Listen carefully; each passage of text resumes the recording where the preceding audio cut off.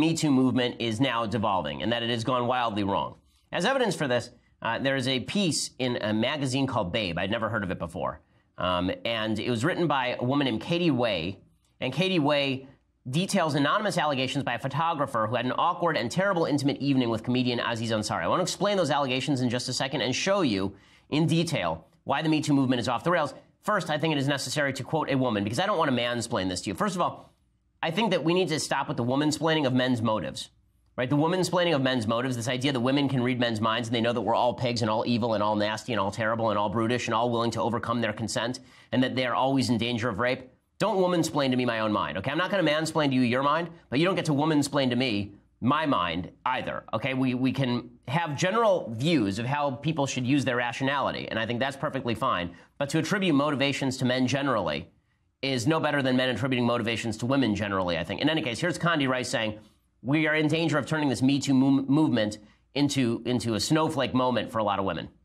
I think that the movement to expose these circumstances is a good thing. Let's clear the air about it. I do think we have to be a little bit careful. Let's not turn women into snowflakes. Let's not infantilize women. And what I really don't want to happen is I don't want it to get to a place that men start to think, well, maybe it's just better not to have women around.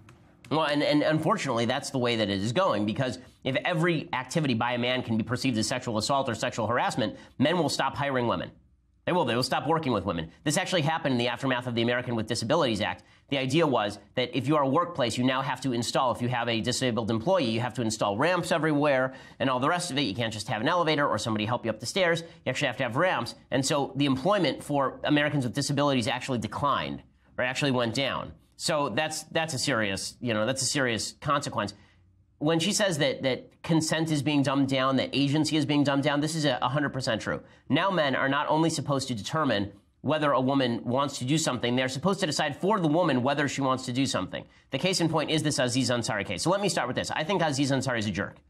Yeah, Aziz Ansari sounds like a douchebag, and Aziz Ansari, he's one of these guys who wears the Time's Up button and then sounds like he treats women in a kind of trashy fashion. But this story is not a story of sexual assault. It's a bad penthouse letter. That's all it is. Okay, and this was printed, and it got all sorts of play, and Aziz Ansari was essentially accused of sexual assault allegations. It's really insane. Okay, so Ansari is a nincompoop, as Matt Walsh points out, but this woman who calls herself Grace, she met Ansari at the Emmy Awards in 2017. She approaches him, he blows her off, but she ends up leaving with Ansari's number in her phone anyway, and then they go on a date, and then Ansari only offers her white wine even though she prefers red. Okay, like presumably she could have said something about it, but then he wants to get her back to his place. Okay, now at this point, if you are a person with any semblance of rationality, you're thinking the guy basically wants to rush through dinner to get me back to his apartment. What do you think is going to happen at his apartment? Is he desperate to go home and play Parcheesi? Does Aziz Ansari really want this woman to go back home with him and they're just going to play Twister, like with their clothes on? Like that's really his intent, going back? Of course not. The woman knows going back that probably some sexual interplay is going to happen there. So the two start going at it. As Matt Walsh points out, as soon as they arrive in their apartment, they take their clothes off. They perform various acts of sex. Here's the actual story, right? So she says he resumed kissing her. Okay, so first of all, they get undressed. Ansari says that he wants to grab a prophylactic, and the woman objects, saying, whoa, let's relax for a second, let's chill. And then she continues. She says he then resumed kissing her, briefly performed certain sex acts upon her, and asked her to do the same thing to him, which she did, but not for long. Quote, it was really quick. Everything was pretty much touched and done within 10 minutes of hooking up, except for actual sex. At no point in here did she ever say, no, I'm uncomfortable with this, let's stop. And when she did, guess what? He stopped. And she accused Ansari of pulling her hand toward his genitals several times, but she never got up to leave. And every time she said no, or evidence that she didn't want to do something, he stopped. So he was persistent, but he was not physically moving her. He was not physically forcing her. When she said no, he didn't stop her. When she pulled away, he didn't stop her. But here's what she says. Throughout the course of her short time in the apartment, she says she had verbal and nonverbal cues to indicate how uncomfortable and distressed she was. Well, you could have quoted it. Did she ever say, I don't want to do this? In fact, one time she does say, I don't want to do this, and that's have full-on penetrative sex. She says, I don't want to do this, and guess what? They don't, right? The woman says, I know I was physically giving off cues I wasn't interested.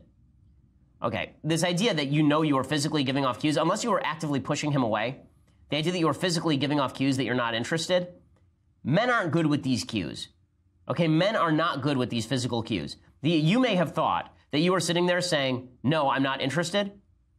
But if you are not really, to expect him to read your nonverbal cues is insane. People are bad at reading each other's cues generally. But this is particularly true when hormones are running high and you're in a room naked with each other. Right? It turns out that's a pretty big nonverbal cue to a dude that you might want to have sex. Right? If you're in a room naked with a guy, making out with him and performing certain sex acts with one another, we could call that a nonverbal cue that you might be into things. Right? You know how I know this? Because I'm married, and when my wife doesn't want to have sex with me, she's not in a room naked with me, it turns out. Amazing how this works.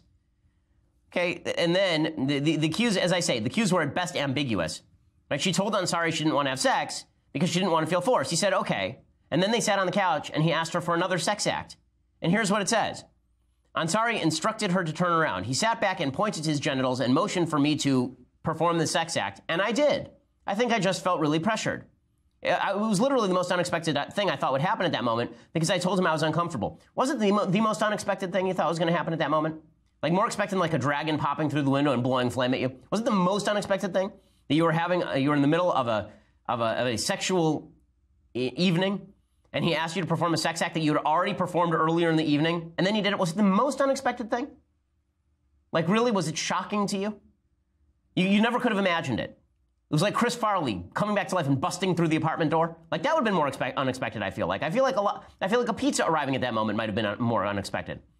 I feel like the new episode of Game of Thrones dropping might have been more like there are a few things in life that might have been a little more unexpected than you in the middle of having a bunch of sex acts with a guy, him asking you to perform something, then you doing it. Also, which part of the nonverbal cue was it when you started actually performing the sex act?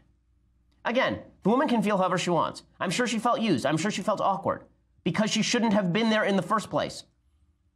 Okay, she can make that choice. But then she doesn't get to say the next day, by the way, he should have figured out that I felt awkward. He asked you to do something and you did it. I don't know how he's supposed to read your mind. Again, it doesn't make Aziz Ansari any less of a jerk. It doesn't mean he's not gross. It doesn't mean that you ought to feel like that you have no right to feel how you want to feel. You can feel however you want to feel. But what we are arguing about now is whether there was an objective measure by which Aziz Ansari, he disobeyed your consent. That there is some objective measure by which we could lock Aziz Ansari up or ruin his career over this. And the answer I'm finding is no. Okay, this is a bad Penthouse Diary entry. Nothing in the piece suggests Ansari took advantage of the woman. She acquiesced to performing oral sex not once but twice. No physical force was alleged at any time. Okay, and then she says, well, I texted him afterward. I texted him afterward. Okay, she says that, and she did. She texted him. He texted her and said, thanks, it was nice to meet you last night, which, by the way, shows there is something wildly wrong with our sexual culture. Right? You literally met, and then you had this evening, and then you text, it was nice to meet you. We've totally reversed the polarity and the order of when you're supposed to have sex in American society.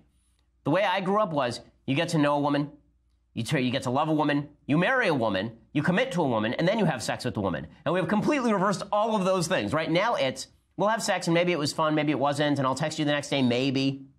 And then you're surprised that men aren't picking up the cues. Men are stupid, particularly with regard to sex. Men are morons. Okay, I'm fully unaware as to when culture, I don't understand when culture decided that men were brilliant with regard to their penises. Like this has never been true in the history of humanity. Like going all the way back to Adam and Eve. Like men are not smart with regard to this stuff. But now men are supposed to be Karnak the Magnificent. And they're supposed to be able to mind read.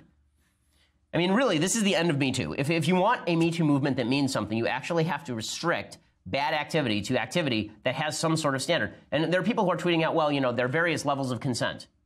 Right? I actually agree that there are various levels of consent, which is why committed relationships are useful and why you shouldn't have sex with men you don't know. Because when you know people, then you are more likely to take into account the various levels of consent. Okay, there are times when women are reluctant to have sex, and they're more reluctant, and what a man will do if he loves the woman and they have a committed relationship will say, okay, she's more reluctant. She'll do it if I push her a little bit, and it won't be like I'm raping her, but she's more reluctant, and maybe I'll just let it go this time. Right, but the guy is, like, in this situation, she's there for sex, he's there for sex, they just met, he brought her back to his apartment. You think that Aziz Ansari really cares for this girl? Obviously not. But then she's using his texts against her, right? So she texts that, I think the actual text said something like, I'm trying to find the actual text, here it is. She said, she texted a friend, she had to say no a lot, he wanted sex. Okay, and then she said no a lot, and then he didn't have sex with her. Also, had to say no a lot used to be the standard definition of male-female relationships. Guess what? Women say no a lot to men, and good men respect the no. Okay, later she texted on, sorry, last night might have been fun for you, but it wasn't for me. You ignored clear nonverbal cues. Again, nonverbal cues. Maybe he didn't ignore them. Maybe he was just being persistent because sometimes nonverbal cues are ambiguous. Like, again, being naked and performing sex acts with one another. And she says, you kept going with advances. I want to make sure you're aware so maybe the next girl doesn't have to cry on the ride home. Ansari replied, I'm so sad to hear this. Clearly I misread things in the moment. I'm truly sorry. Okay, and then they're reading that as evidence that he's admitting that he raped her or something. Okay, that's him being mildly polite. What are you going to say to this crazy lady? Okay, are you really going to say to this woman, you know what, you're wrong. I didn't read those nonverbal cues. And then she blows it up. He's hoping if I just say something nice, then she goes away. That's what Aziz Ansari is hoping. Okay, all of this is stupid. And it's why the Me Too movement is doing itself a massive disservice, right? The Me Too movement is doing itself a massive disservice. Of course the woman feels used because she was used, but she made the decision to be there and be used and give off a lot of nonverbal cues that suggest that she wanted to be used. And the fact she felt bad about it the next day or during the act, you know what's the easiest way to not feel bad about things? Don't do them.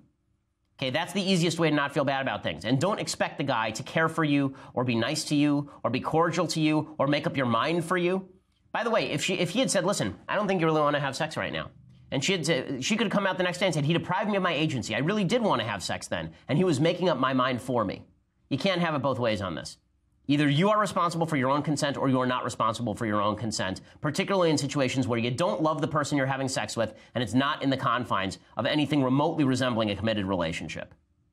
Okay, so now I want to move on to the situation in Hawaii, from one disaster area to another. So over the weekend, there was a false alarm that went out in Hawaii that suggested that there was a nuclear attack imminent in Hawaii. And people went nuts. So people were actually taking their kids and putting them in storm drains and then taping it, which I don't know like why you would do this. So you want this for the family album later? I'm always bewildered. It's in the middle of an emergency and people are grabbing their phones to tape the emergency as opposed to, you know, getting to a safe place. In any case, here's a little bit of this tape.